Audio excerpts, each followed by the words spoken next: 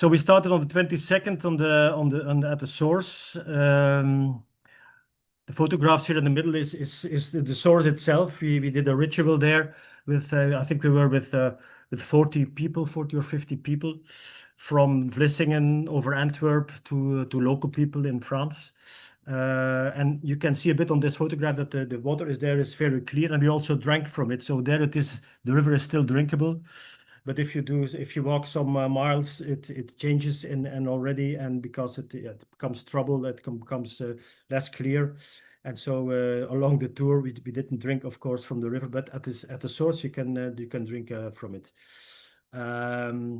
What is special of this of the river Scheldt is that it starts as a very small point, a very small river, but that it very fast moves into a canal, in fact. And I showed this photograph here on the left to show where the original Scheldt is going under the citadel in Cambrai, and there enters the canal, and there, in fact, the original Scheldt disappears in the canal. So the whole route is mostly along the canal. You see here also the symbol of the canals in France.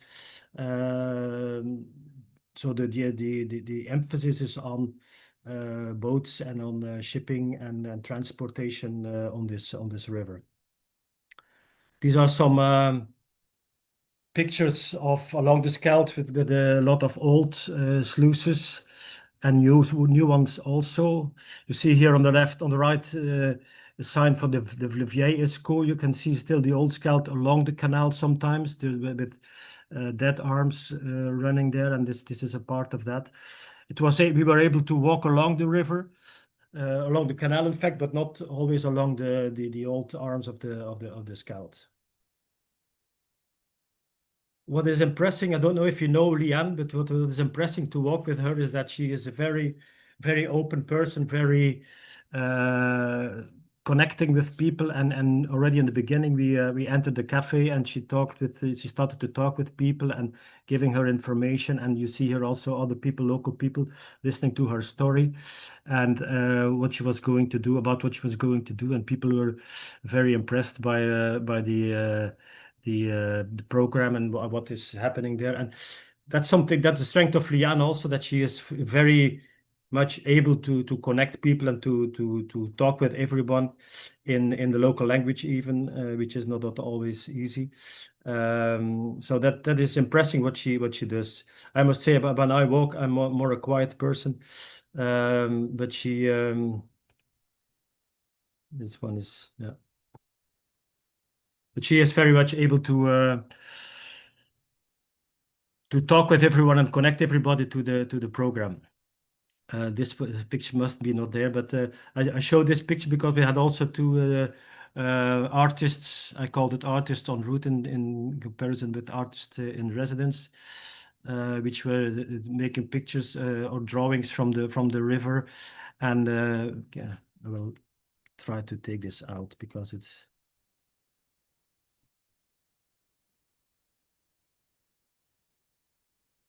it is important that you see the whole picture. We had a Danish person who also was intended to walk the whole tour, but he had an infection in his feet when we entered Ghent, so we had to take out some days.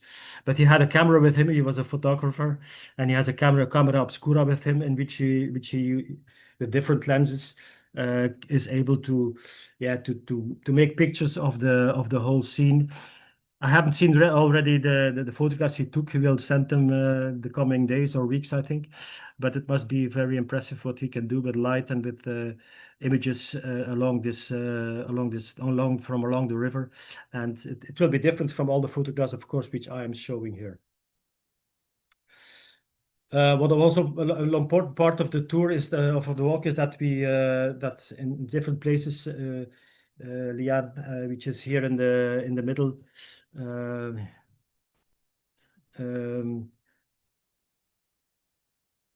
Got in contact with different schools to do some monitoring. She normally takes 10 or 12 parameters which she follows along the river and try to monitor the quality of the river alongside the walk. So there's also something you can see on the side of drinkable rivers. This is I put some slides also because it was very impressive to see that especially along the road in France, that there was a lot of dirt along the road. We had even some Belgian people who were on holiday there and started to pick up all the dirt and in their bags and with their bikes, but even the whole lorries have been put there along the road. That's what we often saw in France. I must say in Belgium and in the Netherlands we didn't see that very much, but in France it is not always very clean on that side. The river is. I have of course, a lot of pictures of the river, but I showed this also to show in the right under corner that there is of course also a lot of industry along this river and a lot of dirt being processed also along the river, together with ships bringing in and taking away the dirt and so on. This is a picture about a pruning grant which was created, and then the story behind this is that I think it was in 2023 that there was a big calamity in the region because one of the sugar beet industries had some problems in the factory, and a lot of slip or a lot of dirt came into the river, and there was a lot of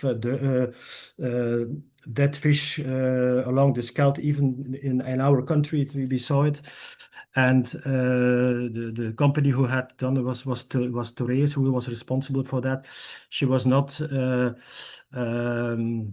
put to trial to the tribunal, but got a sentence that she had to put to sponsor a project of one of the municipalities along the Scheldt to make a prawning ground for fish. And I think we can see it here in this film what they are doing. You see when the boat passes, it gives some disturbing of the water, and there is an opening here on the here, the sluice, which brings in some tide into the other side of the dead arm, in effect, of the Scheldt. So this is one of the natural interventions which are made along the river, and which were sponsored by the company who produced a lot of death of fish in the years before.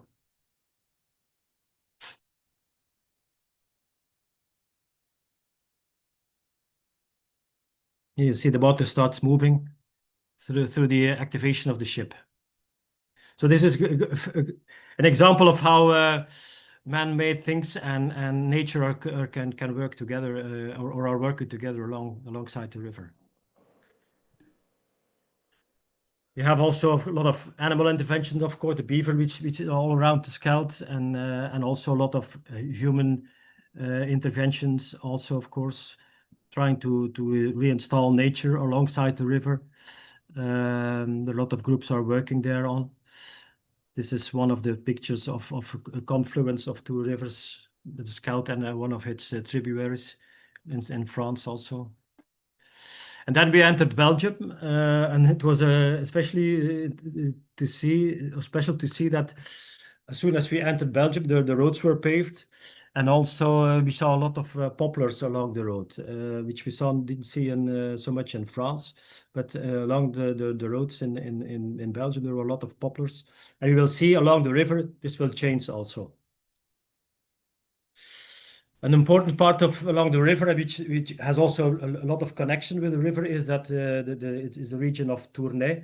They call it also the White Triangle because in history a lot of chalk was produced there because the stone is there very much convinced, how do you say that? Very suitable for making chalk. And and also to produce stones which were used to build the cathedrals in the Middle Ages. So from Tournai to Ghent to Antwerp, a lot of materials and chalk and stones were brought to the Flanders to build houses and especially monuments alongside the river, in fact. So there is a lot of connection through the stones which come from the south of the region of Belgium to the north. And there is there were a lot of chalk ovens there and around the river, and some of them are now used as monuments and or pieces of art. And we had also a lot of or an interesting day also in one of these chalk ovens, and together with an architect who introduced us to the history of this part of the industry. Then we went further on, and you see when you come in the northern part of Belgium, the Flanders, you see a lot of industry along the Scheldt, and but also some changes because this part of the along the river was bought by an organization which will now rewild this zone. Just they take out all of the concrete beton you see there. It was even a concrete producer. It will now be everything will be removed from the concrete, and it will be rewilded again to give it back to nature. So a lot of things are also introduced to like fish traps and fish canals to help fish to swim along the river. And this is still something which is in which people are building now in the coming years also. One issue also along the river was the question of can we swim in it? And in Belgium, it is normally not allowed to swim in the river unless it is authorized. So you can't do it practically nowhere. So this is a sign here on the left about no, you can't swim here. But some people are very activistic around this thing, and they have started a movement now in Belgium to claim the right to swim in rivers. And these were some people of that group and who jumped in the river without being authorized. Yes, this was a meeting with one of the mayors along the road. We had also some meetings along the route. This one is in Ghent about solutions to improve ecosystem services. And also there was also a project which you can't see it very much, but they use some TV screens to put messages along the river that is in the city.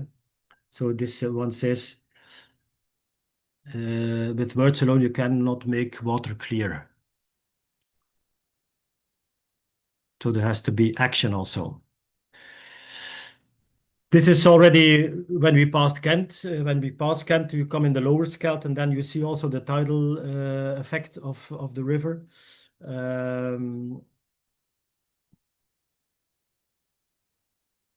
This is and then when you go further on to in the direction to Antwerp, there is that is history which already starts from 1976. Then we had a big inundation in the region between Antwerp and Ghent, and a lot of houses were inundated. And then they started the Sigma plan, they call it.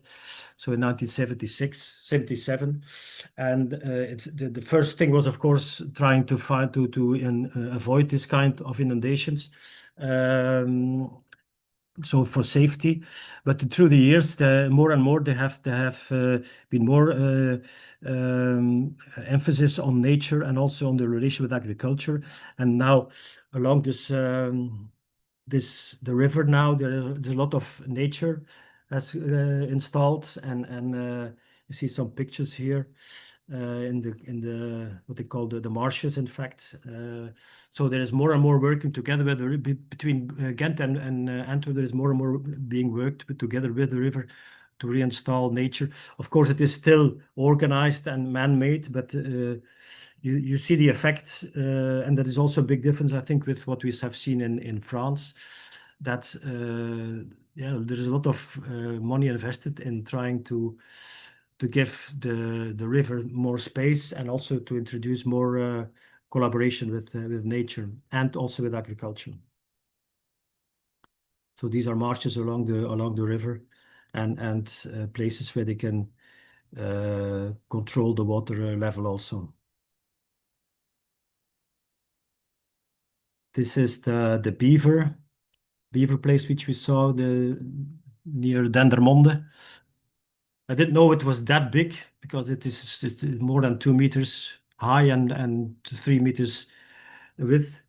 I didn't know that was that big, but we didn't see the beavers. It was during the day.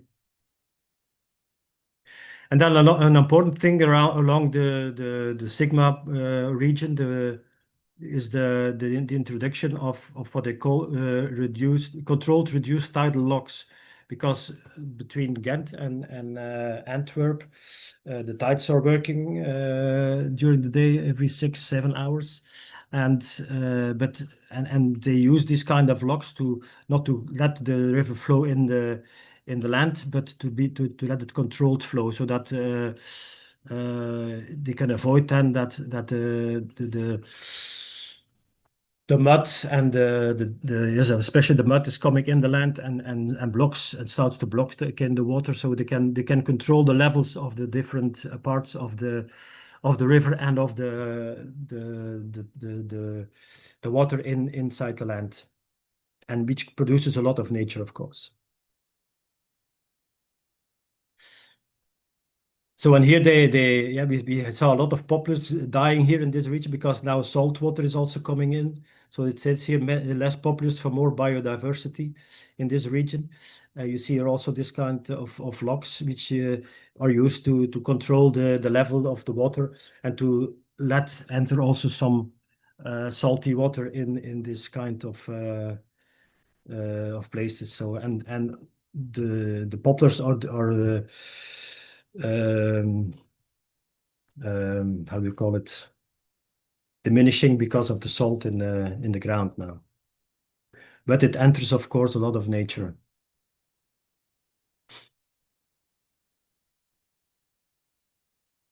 And this was an emotional moment for me personally because the Durme is one of the tributaries of the Scheldt, and here we were on the ferry between the two banks of the river. This is Durme, and it was interesting to show this picture because I live here in this region, and here you see the Scheldt, and here is the Durme. So the picture is taken here, but earlier the Durme came until my place, in fact, but through the canal they have entered the canal which is going from Ghent to Ostend to the sea, and also this one also the canal Gent-Terneuzen, which is flowing from Ghent also to the Westerschelde. They cut through this through the Durme, and that's the reason why my place is not anymore connected to the Scheldt anymore, which gives yeah, a special feeling because when I started thinking about the bioregion, and the question we already asked is indeed what is our bioregion, what is my bioregion? In my region, the canals are very important. A lot of canals are being torn through the watersheds, in fact, and yeah, it gives a special feeling for the landscape. And I'm still thinking about it, how I can talk about bioregions with people who live in this kind of region, which is more a region of canals than of rivers, in fact. So this is the what they call the waterfall of Kruibeke, which is also an instrument of using the tides and letting water into the banks, in fact, and also adding oxygen to the water so that the water can be cleaned naturally and tidally also. Every 6 hours, this waterfall starts to flow. And then we entered Antwerp, which is the biggest city along the Scheldt. That's in the center of the town, which is 500 meters from the Scheldt, in fact. And it was interesting to see also when we walked through the harbor. We met the police because and they asked what we were doing there. And they asked also not to take photographs, which I didn't follow, of course.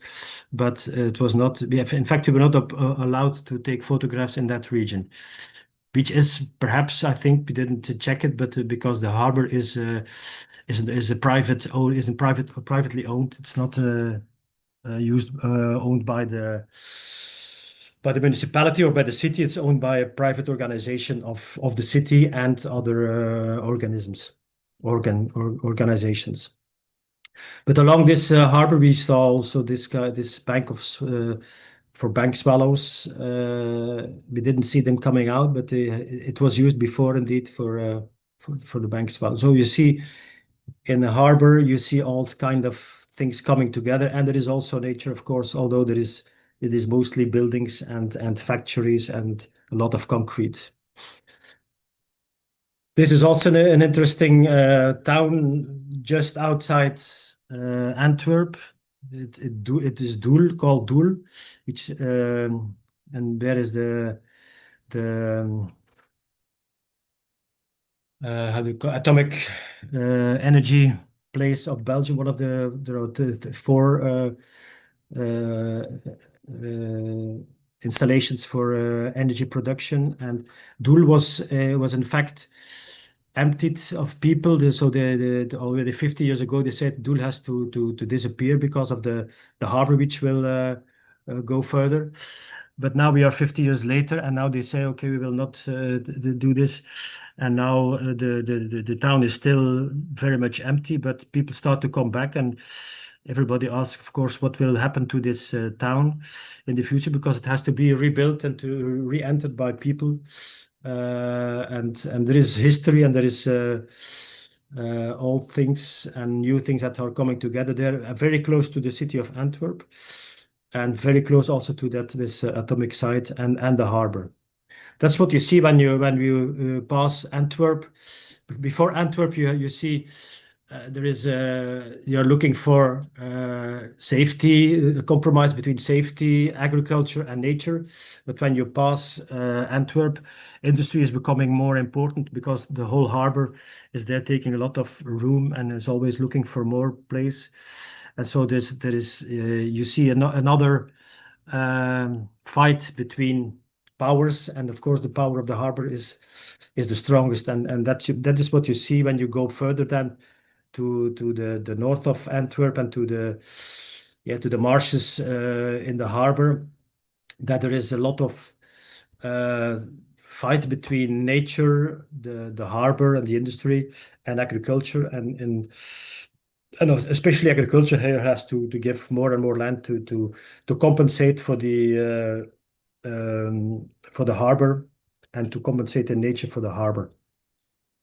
So this is the land van Saftingen, which is an important natural reserve, and which is very close to Doel, which I showed there. And this is an interesting museum here because here is someone living who lives there. He was born there in that small town next to Doel, and he is collecting everything what he can find already from his childhood. And he's collected it as a kind of museum because he knows who says now Doel will be there will become again people to Doel, and he wants to use his museum as a kind of historical bank, historical data bank, in fact, of everything what was before in the region, and he wants to use it to enter and to keep this history alive when the old town will become a new town in the future.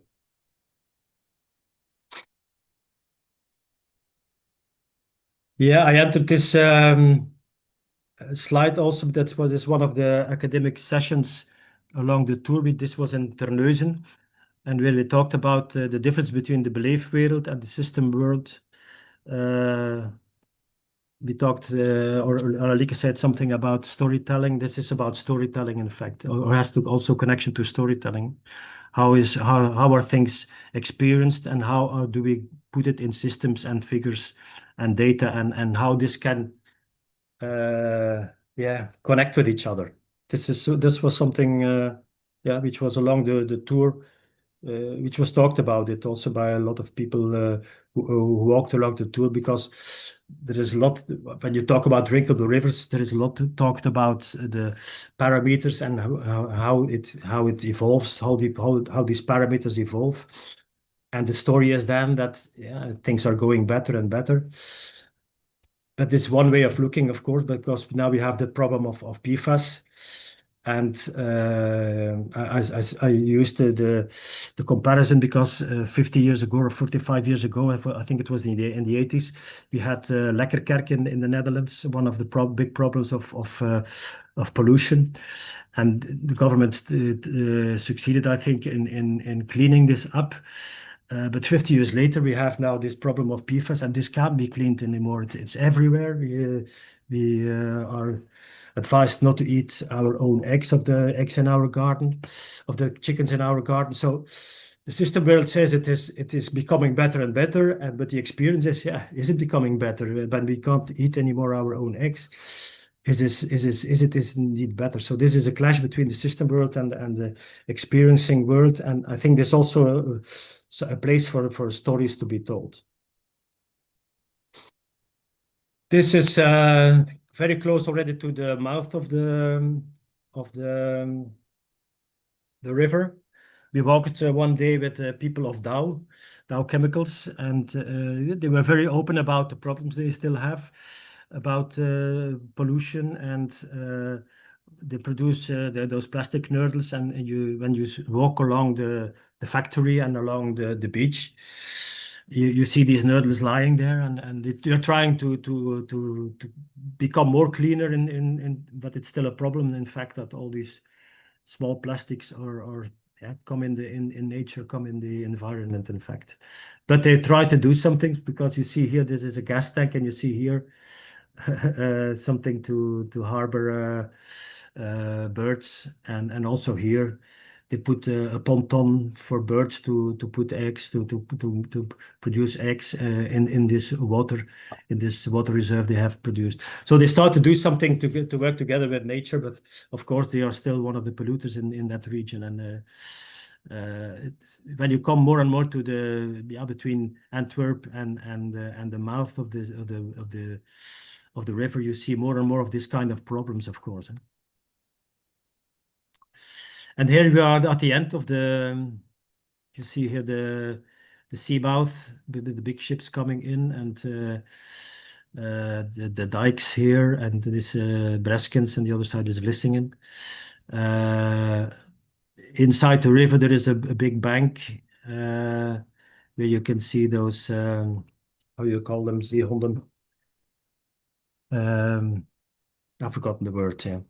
So there is some nature along these dikes, but it's of course the whales, yes, whales. Yeah.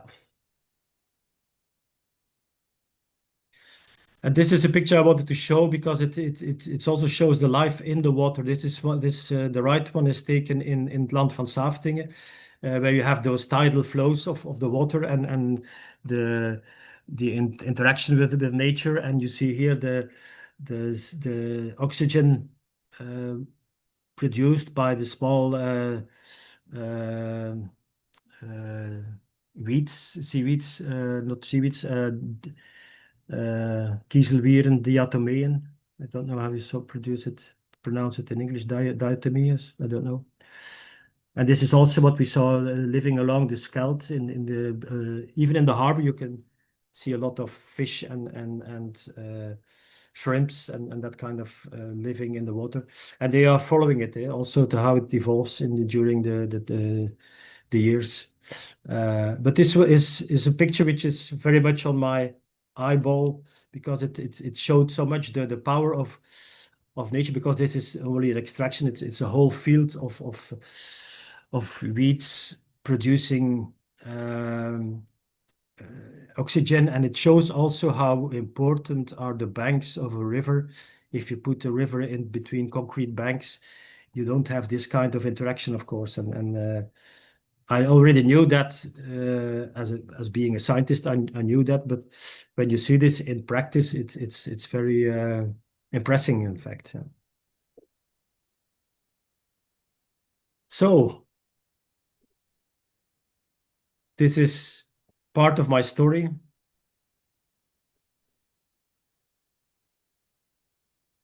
Wow, Geert, thank you very much.